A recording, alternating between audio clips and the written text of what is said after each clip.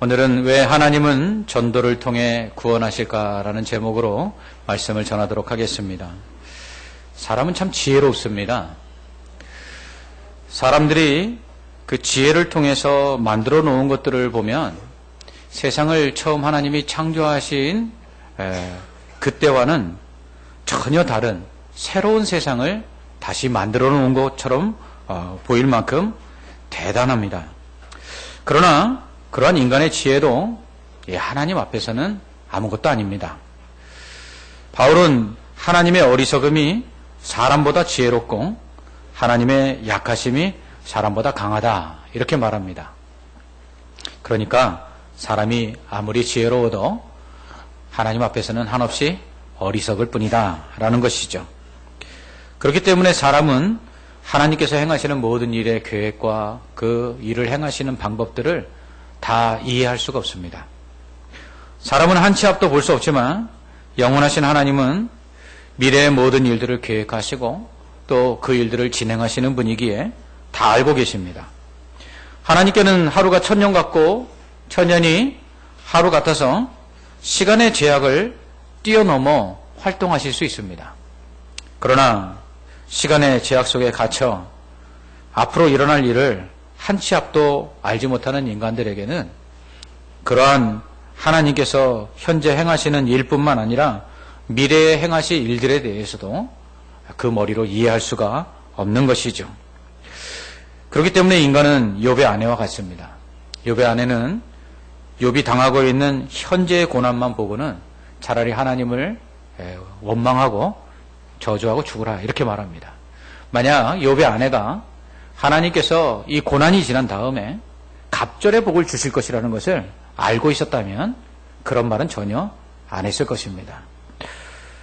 이처럼 사람의 지혜로는 하나님을 다 이해할 수가 없습니다. 그래서 때때로 하나님께 이렇게 해주십시오 라고 기도하는 것이 어리석어 보일 때가 있습니다. 내가 생각하는 최선이 과연 하나님께도 최선일까? 라는 생각이 들 때가 있는 것이죠. 내가 하나님께 이렇게 해달라고 기도했는데 내가 하나님께 원하는 바를 구하는 것이 과연 그것이 하나님께서도 내게 주시고자 하시는 것과 일치할까? 아니면 하나님이 내게 주시고자 하는 것이 더 좋은 것이 아닐까? 이런 생각이 들 때가 있는 것이죠. 그럴 때는 차라리 하나님 알아서 해 주십시오 라고 기도하게 됩니다. 실제로 사람의 생각은 하나님의 생각보다 훨씬 더 못하기 때문에 사람이 아무리 좋은 것을 생각하고 원한다 할지라도 하나님이 원하시는 것에 미치지 못하는 것입니다. 그러므로 차라리 내 생각을 내려놓고 하나님께 다 알아서 해 주십시오 하고 맡길 때 우리가 원하는 것보다 더 좋은 결과를 얻게 되는 경우가 더 많다는 것이죠. 그렇다고 해서 하나님께 다 맡긴다는 것이 기도하지 말라는 것이 아닙니다. 하나님은 기도하지 않으면 아무것도 안 주십니다. 야고보는 우리가 받지 못하면 구하지 못합니다 라고 말합니다. 그러므로 하나님께 맡긴다라는 것은 기도하지 않고 하나님 뜻대로 알아서 해 주십시오 하는 무책임한 것이 아니라 하나님께 기도하고 하나님 그럼에도 불구하고 하나님 뜻대로 되기를 원합니다 하고 간구하는 것이죠. 이렇게 기도하는 것은 기도의 응답이 내 뜻과 내 생각대로 되지 않는다고 해서 낙심하지 말라는 것입니다. 그러므로 비록 내가 기도하며 원하는 것보다 훨씬 못한 것 같은 기도의 응답이 있다 할지라도 합력하여 선을 이루실 하나님께서 이후에 이 모든 것을 다 통하여 내가 원하는 것보다 더 좋은 것을 주실 수 있다라는 기대를 가지고 우리가 기다려야 한다는 것이죠. 그런데 하나님께서 이렇게 행하시는 일들을 다 우리가 이해하지 못하는 어리석은 인간들임에도 불구하고 하나님께서는 예수 그리스도를 통한 구원의 복음을 전하게 하심으로써 또 전도를 통해서 사람들을 구원하십니다. 바울은 하나님의 지혜에 있어서는 이 세상이 자기 지혜로 하나님을 알지 못함으로 라고 말합니다. 우리의 인간의 머리로는 하나님께서 행하시는 일들을 다 알 수가 없기 때문에 예수 그리스도를 통해서 우리의 죄를 사해 주시고 우리를 구원해 주신 이 구원의 놀라운 은혜들도 사실은 사람의 머리로는 다 이해할 수가 없습니다. 그런데 바울은 이상한 말을 합니다. 하나님의 지혜에 있어서는 이 세상이 자기 지혜로 하나님을 알지 못하므로 하나님께서 전도에 미련한 것으로 믿는 자들을 구원하시기를 기뻐하셨도다라고 말합니다. 아니, 하나님이 행하시는 일들을 다 이해할 수 없는 인간들에게 예수 그리스도를 통해서 그 십자가의 보혈의 공로로 사람들이 죄사함을 받고 구원을 얻었다는 이 말을 함으로써 사람들을 구원한다. 이게 어떻게 이해가 됩니까?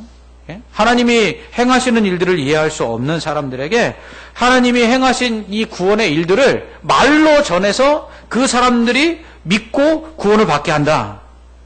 이게 도저히 이해가 안 되는 일이죠. 마치 아무리 경을 읽어도 이해를 못하는 소에게 그 귀에다가 경을 읽어준들 무슨 소용이 있겠습니까? 하나님이 행하시는 일들을 사람의 지혜로는 알 수가 없는데 하나님께서 그 십자가의 그 예수 그리스도의 보혈의 공로로 사람의 죄를 용서해 주시고 구원해 주셨다라는 이 말을 한다고 해서 사람들이 어떻게 그것을 깨닫고 믿고 구원을 받느냐 이런 것이죠. 그렇기 때문에 전도가 미련해 보이는 것입니다. 전도가 또 미련해 보이는 이유는요, 비효율적이기 때문입니다. 한마디로 가성비가 떨어져요. 투자에 비해서 효과가 좋지 않고요, 들인 공에 비해서 얻는 것이 별로 없습니다. 이제 9월이 되면 다시 수요일마다 노방전도를 합니다. 추울 때는 따뜻한 커피를, 더운 날에는 시원한 냉차를 가지고 나가서 전도합니다. 공짜로 준다고 해도 안 마셔요. 무슨 독을 탄 것도 아닌데 사람들이 받지를 않습니다. 전도지를 나눠주면요, 몇 사람에게 권해야 한두 사람 받을까 말까 합니다. 매 전도마다 매주 한 20여 명씩 전도대원들이 나가서 전도를 하는데요, 우리가 6개월 동안 전도합니다. 그런데 전도대를 통해서 우리 교회에 나오는 분들은 1년 돼야 1명, 2명 있을까 말까 합니다. 우리가 예전에는 고급 종이 티슈를 나눠주면서 전도했어요. 그게 1년이면 한 300만 원 정도 예산이 들어갔습니다. 소문이 났어요. 미금 중앙교회 전도할 때 주는 종이 티슈가 아주 고급이다. 그래갖고 그것만 홀랑 받아가는 사람들이 많이 있었습니다. 요즘은 물티슈를 나눠줍니다. 한 해에 많은 비용을 들여 전도 물품을 만들어서 전도해보지만 들인 비용에 비해 얻는 결과가 그리 좋지 않습니다. 다음 주일에는 총동원 전도주일 선포식이 있습니다. 올해는 10월 20일이 총동원 전도주일입니다. 전반기에는 새생명 축제를 했죠. 선물도 준비하고 음식도 따로 준비하고 그렇지만 단회적 행사로서 끝나는 것 같아 아쉽습니다. 그래도 이런 행사를 통해서 교회에 한 번도 나온 적이 없는 분들이 교회에 나와 예배를 드리는 것, 그리고 복음을 듣는 것, 그것만 생각하면 고무적이다라고 할 수 있지만 사실 가성비가 떨어집니다. 이처럼 전도가 미련해 보이는 것은 전도를 통해 드린 시간과 비용 그리고 헌신에 비하면 그 결과가 너무 미비하기 때문입니다. 또한 전도가 미련해 보이는 이유는요, 전도를 잘하는 사람만 하면 좋은데 전도를 잘 못하는 사람에게까지 하나님이 명령하셨기 때문입니다. 전도를 하려면 특별히 사람을 설득할 수 있는 말주변이나 성경적인 지식이 있어야 된다라는 생각을 갖게 됩니다. 사실 전도를 할 때 제일 당혹스러운 것이 우리가 복음을 전했는데 그 복음을 듣는 사람이 우리에게 어떤 질문을 했을 때 답변하지 못하면 어떨까, 이런 두려움들이 있는 것이죠. 그런 경우에 우리는 당혹스러워합니다. 그래서 전도는커녕 오히려 그렇게 되면 창피를 당하게 되니까 전도가 참 어렵습니다. 그래서 성경적 지식이 별로 없는 사람은 전도에 대한 부담이 클 수밖에 없죠. 그럼에도 불구하고 하나님은 왜 성경적 지식이 풍부하지도 않고 또 전도의 대상들을 설득시킬 수 있는 언변이 좋은 사람들이 아님에도 불구하고 모든 사람들에게 다 전도하라고 명령하셨을까요? 전도를 잘하는 사람들에게만 전도하라고 하면 참 좋을 텐데, 우리 성도들이 아마 목사님만 전도한다 그러면 참 좋아하실 텐데, 하나님 왜 모든 성도들에게 다 전도하라고 하시는 걸까요? 이것이 참 이해가 잘 안 되고, 그래서 전도가 좀 미련해 보일 때가 있는 것이죠. 무엇보다 전도가 미련해 보이는 것은 전능하신 하나님께서 직접 구원하시면 될 텐데 왜 연약한 사람의 입을 통해서 복음을 전하게 하심으로 구원을 하시는지 이해할 수 없기 때문에 그렇습니다. 말씀 한마디로 세상을 창조하신 하나님 아닙니까?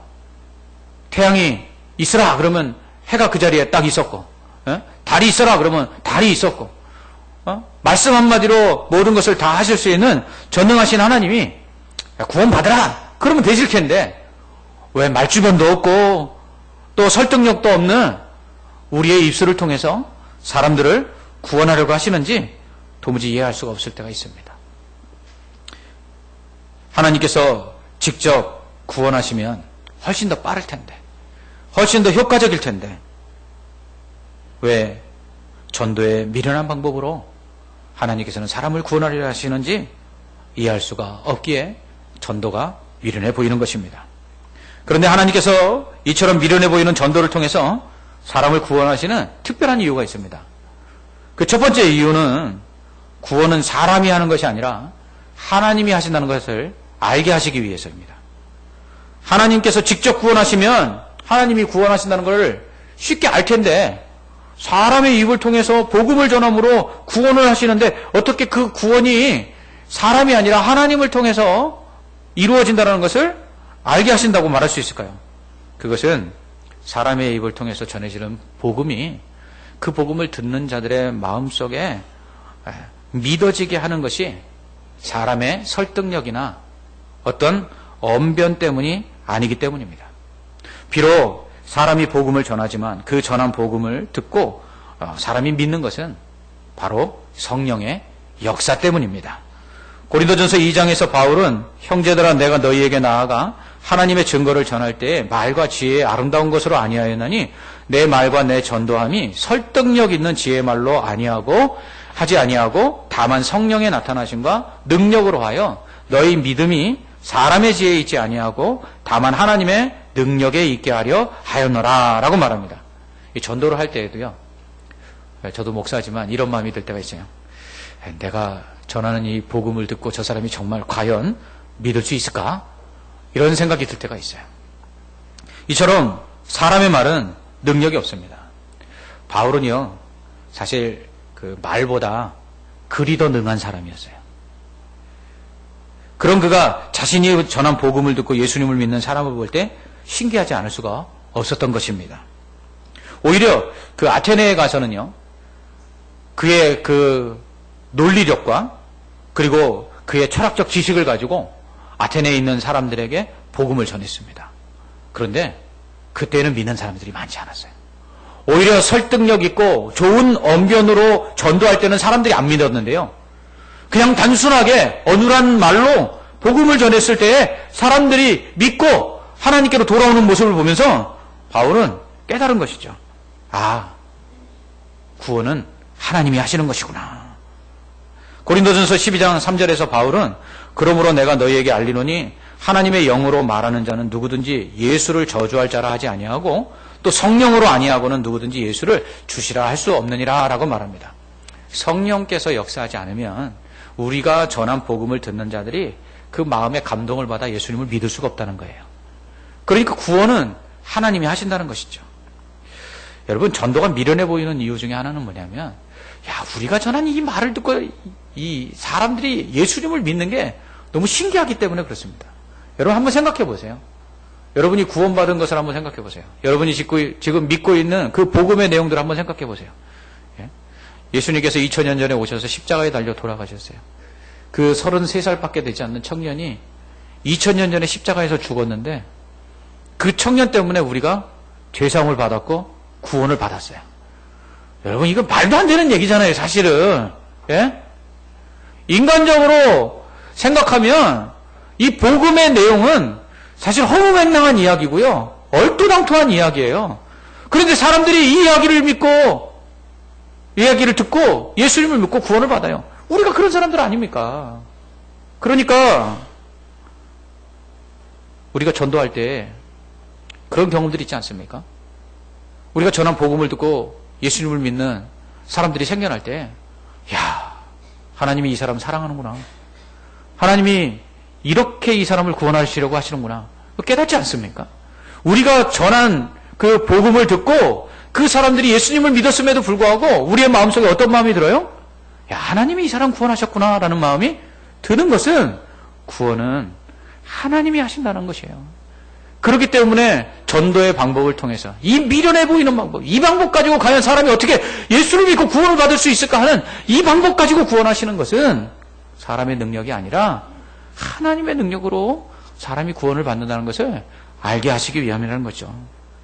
또한 미련해 보이는 전도를 통해서 사람을 구원하시는 이유는 구원이 얼마나 하나님의 크신 은혜인지를 알게 하시기 위함입니다. 바울은 에베소서 2장 8절에서 너희가 그 은혜로 인하여 믿음으로 말미암아 구원을 받았다고 말합니다. 구원은요, 하나님의 은혜라는 거예요. 우리가 어떤 행함으로 받은 것이 아니기 때문이죠. 하나님은 구원받는 자들에게요, 어떤 대단한 것을 요구하지 않으십니다. 구원을 받기 위해서는 너희가 아들을 바쳐야 된다. 구원을 받기 위해서는 너희가 돈을 얼마를 가져와야 된다. 너희가 구원을 받기 위해서는 너희의 인생의 시간들을 하루에 몇 시간씩 그렇게 예배하고 기도하고 헌신하는데 사용해야 된다. 아니, 그런 말씀하지 않으셨어요. 하나님께서 우리를 구원하시는 데 있어서 우리에게 원하시는 것은 단지 믿기만 하라는 거예요. 우리가 구원받기 위해서 하나님 앞에 드린 것은 믿음밖에 없어요. 그런데 믿음으로 말미암아 구원받은 이후에 우리가 깨닫는 건 뭐냐면 그 믿음도 하나님이 주셨다는 거예요. 하나님이 구원하시기로 선택하신 자들에게 성령을 부어주셔서 그 들은 복음의 내용들을 믿게 하시고 그 믿음으로 말미암아 구원을 얻게 하셨다는 것을 우리가 믿은 다음에 깨닫는 것이죠. 그러므로 우리가 믿기 위해서 한 일은 아무것도 없어요. 예. 사도 바울은 이것을 깨달았어요. 사도 바울이 자신을 죄인 중에 괴수라고 말하지 않습니까? 왜 그래요? 그가 구원받기 위해서 예수님 찾아갔습니까? 그 구원받기 위해서 하나님이 원하시는 기뻐하시는 일들을 했습니까? 오히려 반대로 예수 믿는 사람 핍박하던 사람이에요. 그런데 어느 날 예수님께서 찾아와 주셔서 그의 죄를 용서해 주시고 그에게 구원을 주시고 그에게 이방인의 사도로서 사명을 주셨어요. 생각해 보니까 사도 바울의 이 모든 것이 은혜라는 거예요. 자기가 받은 이 구원이 단지 하나님의 선물이라는 걸 깨닫게 됩니다. 그래서 그가 고백하죠. 나 같은 죄인도 하나님께서 이렇게 값없이 은혜로 구원을 해주셨다. 그러므로 구원받기 위해서 우리에게 필요한 것은 단지 믿음뿐이다. 그런데 그 믿음도 하나님의 선물이다. 이렇게 이야기하는 거예요. 사실 우리가 값없이 받은 구원은요, 하나님 편에서 볼 때는 엄청난 대가를 지불하신 거죠. 아들을 내어주셨어요. 자기 하나밖에 없는 아들을 죄로 말미암아 십자가에 못 박혀 죽어야 될 우리 대신에 그 아들을 대신 십자가에 못 박혀서 죽이셨어요. 그리고서는 우리의 죄를 용서해 주시고 우리를 구원해 주셨어요. 그런 하나님께서 우리에게 요구하시는 건 아무것도 없어요. 전도는 바로 그것입니다. 전도하다 보면 어떤 사람들이 이렇게 얘기해요. 교회 가면 쌀이 나오냐고, 교회 가면 돈이 나오냐고.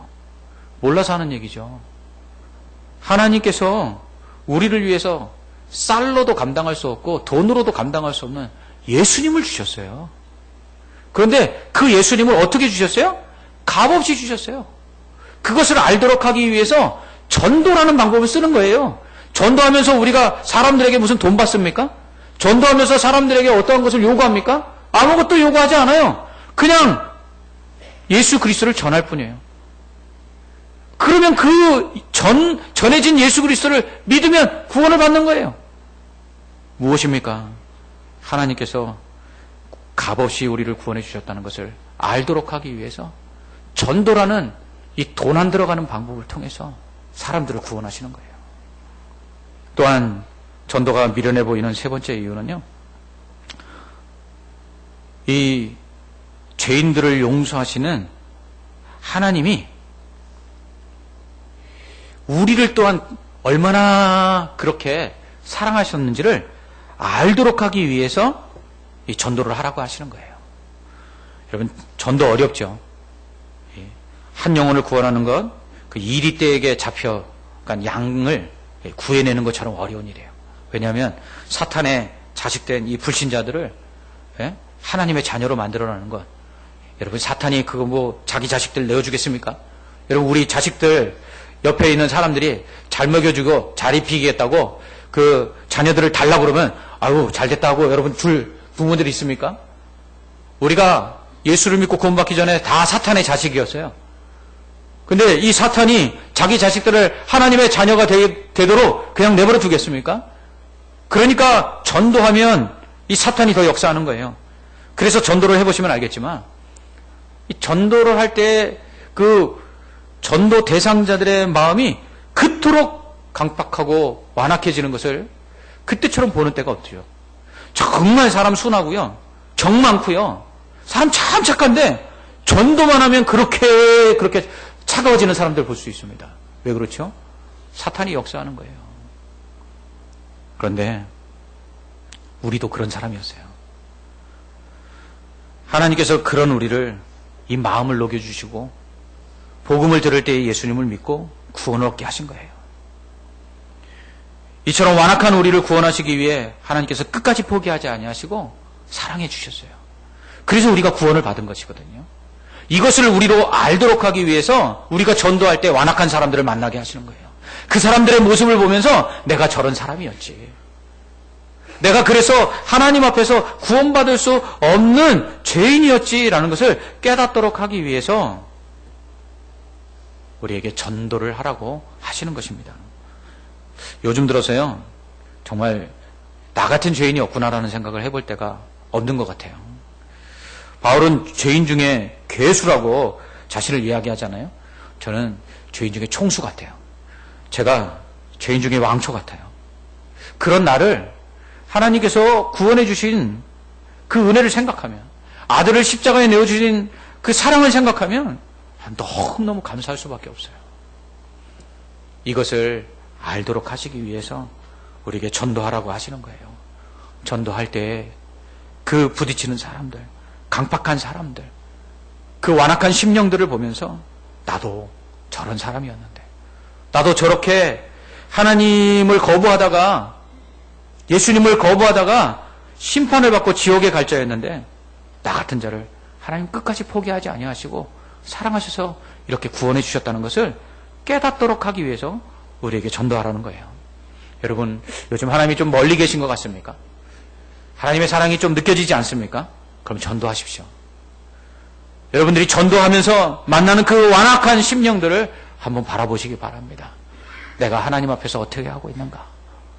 그럼에도 불구하고 그런 완악한 돌처럼 굳어진 그 심령들을 긍휼히 여기시고 불쌍히 여기셔서 나 같은 사람을 통해서라도 복음을 전하여 구원하시려고 하는 그 하나님의 포기하지 않는 사랑이 지금도 내게 임하고 있다는 것을 깨닫게 될 것입니다. 전도가 미련해 보이는데요. 그 미련해 보이는 전도를 통해서 하나님께서는 우리를 향한 하나님의 사랑이 얼마나 큰지를 알게 하시는 것입니다. 마지막으로요, 미련해 보이는 이 전도를 통해서 사람을 구원하시는 그 이유는 구원받은 성도들이 거룩하게 살도록 하시기 위해서입니다. 어떤 교수님이요, 이런 말씀 하셨어요. 가르치려니까 책을 읽게 되고 공부하게 된다, 이러셨어요. 사실 저도 목사라서 기도할 때가 있어요. 목사라서 성경 읽을 때가 있습니다. 누군가를 가르쳐야 되고요, 누군가에게 본을 보이고 누군가에게 영향력을 끼치려고 하면 어쩔 수 없이 자기 자신을 돌아볼 수밖에 없는 것이죠. 전도도 마찬가지예요. 우리가 전도하지 못하는 가장 큰 이유가 뭐죠? 무슨 말을 해야 될지 몰라서? 아니에요. 우리의 삶을 자랑스럽게 예수 믿는다라고 말할 수가 없어서 그런 거예요. 복음이 부끄러운 게 아니라요, 우리의 삶이 부끄러워서 전도를 못하는 거예요. 사람들이 우리가 전도할 때 너부터 잘 믿어, 너나 잘 믿어, 이런 소리 할까봐 두려워서 사실은 전도를 못하는 것이죠. 그러므로 전도를 하려면요, 성도는 마땅히 전도하는 대상자에게 본이 될 수 있는 삶을 살아야 합니다. 그래서 야고보는 행함이 있는 믿음이 있어야 된다고 말하는 거예요. 우리가 믿음으로 구원받은 다음에 행함이 있어야 되는데, 이것은 우리가 구원받은 그 믿음을 지키는 방법일 뿐만 아니라 또한 우리가 복음을 전하기 위해서 그렇게 해야 된다는 것이죠. 바울이 오늘 이 디도서를 그레데 섬에서 목회하고 있는 믿음의 아들 디도에게 보내고 있는 것인데요. 디도서 1장 3절에서 이 전도는 우리 구주 하나님이 명하신 대로 내게 맡기신 것이라 라고 말합니다. 하나님이 맡기신 사명이라고 그 전도에 대해서 바울이 이야기합니다. 그러면서 디도서 1장 12절에서 바울은 그레데인 중에 어떤 선지자가 말하되 그레데인들은 항상 거짓말쟁이이며 악한 짐승이며 배만 위하는 게으름뱅이니라 라고 말합니다. 무슨 얘기냐 면 하나님께 받은 이 복음 전파의 사명, 전도의 사명을 우리가 받아서 마땅히 하나님의 명령이니까 이 전도를 해야 되는데 그 전도를 하는 대상이 되는 그레데 사람들은 어떤 사람들이냐? 거짓말쟁이라는 거예요. 악한 짐승처럼 난폭한 사람들이라는 거예요. 그들은 자기 배만 위하는 욕심쟁이고 그럼에도 불구하고 일하지 않는 게으름뱅이라는 거예요. 그런데 그런 사람들에게 복음을 전해서 예수님을 믿고 구원을 받게 해야 된다는 것이에요. 그러니 그런 사람들에게 복음을 전하려면 어떻게 해야 됩니까? 그 사람들하고 똑같이 거짓말할까요? 그 사람들처럼 똑같이 악한 짐승처럼 행동할까요? 그 사람들처럼 똑같이 먹기를 탐하면서 일하지 않는 게으름뱅이가 되어야 될까요? 아니죠. 그렇게 되면 안 되죠. 그래서 바울은 장로와 감독을 세우면서 이런 사람들을 세우라고 당부를 합니다. 6절을 보시면 장로는 책망할 것이 없고 한 아내의 남편이며 방탕하는 비단을 받거나 불순종하는 일이 없는 믿는 자녀를 둔 자라야 할지라 라고 말합니다. 그리고 감독은요 7절 이하에서 하나님의 청지기로서 책망할 것이 없고 제 고집대로 하지 아니하며 급히 분내지 아니하며 술을 즐기지 아니하며 구타하지 아니하며 더러운 이득을 탐하지 아니하며 오직 나그네를 대접하며 선행을 좋아하며 신중하며 의로우며 거룩하며 절제하며 믿음 말씀의 가르침을 그대로 지켜야 하리니 이는 능히 바른 교훈으로 권면하고 거슬러 말하는 자들을 책망하게 하려 함이라. 아멘. 무슨 얘기입니까? 감독과 장로를 세우는데 어떤 사람을 세우냐면 거짓말쟁이요, 악한 짐승과 같고 그리고 자기의 배만 위하는 욕심만을 채우려는 이 게으름뱅이와 같은 그레데인들 사람들, 그레데 사람들을 바른 교훈으로 권면하고 성경으로 권면하고 그것에 대해서 거슬러 말할 때 그들을 책망할 수 있을 만큼 선한 행위를 가지고 있는 선한 삶을 본을 보일 수 있는 그러한 사람이 돼야 된다는 거예요. 여러분, 거짓말쟁이요 게으름뱅이인 그레데 사람들에게 전도하려면 그런 사람들하고는 다른 삶을 살아가야 한다고 바울이 말하고 있는 것이에요. 그럴 때 전도할 수 있다는 것이죠. 그러므로 전도를 하기 위해서라도 어떻게 해야 됩니까? 거룩해야 하는 것이죠. 구별된 삶을 살아야 하는 것이죠. 하나님은 구원받은 성도가요, 거룩하신 하나님처럼 그렇게 거룩하기를 원하세요. 세상을 본받지 아니하고 세상과 구별된 삶을 살기를 원하세요. 그런데 우리가 자꾸 그걸 잊어버려요. 그래서 어떻게 하라고요? 전도하라는 거예요. 전도하는 그 대상들이 우리의 모습을 보고 나도 예수 믿으면 저렇게 돼야 되는가 생각하도록 하기 위해서 전도하라는 거예요. 우리의 자녀들에게 해라, 하지 말라 부모로서 이야기하면서 그 부모가 본이 되지 못한다면 그 자녀들이 뭐라고 이야기하겠습니까? 엄마, 아빠나 잘하세요 하지 않겠습니까? 우리가 전도를 해야 되는 이유는 우리가 어떻게 살아야 되는지를 잊지 않기 위해서 그렇게 하는 거예요. 가르치는 선생님이 어떻게 공부하지 않을 수가 있겠어요? 성도들을 이끄는 목사가 어떻게 예배하지 아니하고 기도하지 아니하고 말씀 보지 않을 수 있겠어요? 어떤 성도들이 그렇게 말합니다. 목사님은 어떻게 그 수십 년 동안 그 신앙생활 가운데 슬럼프도 없이 한결같으십니까?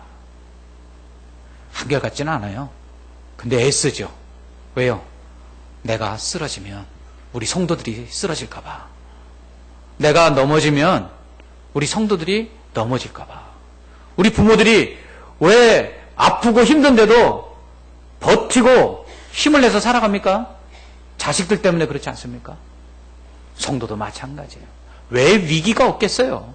왜 신앙이 흔들리지 않겠어요? 왜 하나님의 사랑이 멀리 떠나간 것처럼 그렇게 생각될 때가 왜 없겠어요? 그럴 때마다 전도를 통해서 다시금 회복하라는 거예요. 우리가 전하는 그 사람들이 우리의 모습을 보고, 야, 예수 믿는 거는 저런 것이구나. 하나님의 사람은 저렇게 살아가야 되는구나 라는 것을 알도록 하기 위해서 하나님께서 우리에게 전도하라고 말씀하시는 것입니다. 이처럼 미련해 보이는 전도지만, 그러나 이 전도를 통해서 하나님은요, 사람을 구원하십니다. 또한 이 전도를 통해서 구원은 하나님의 은혜임을 알게 하십니다.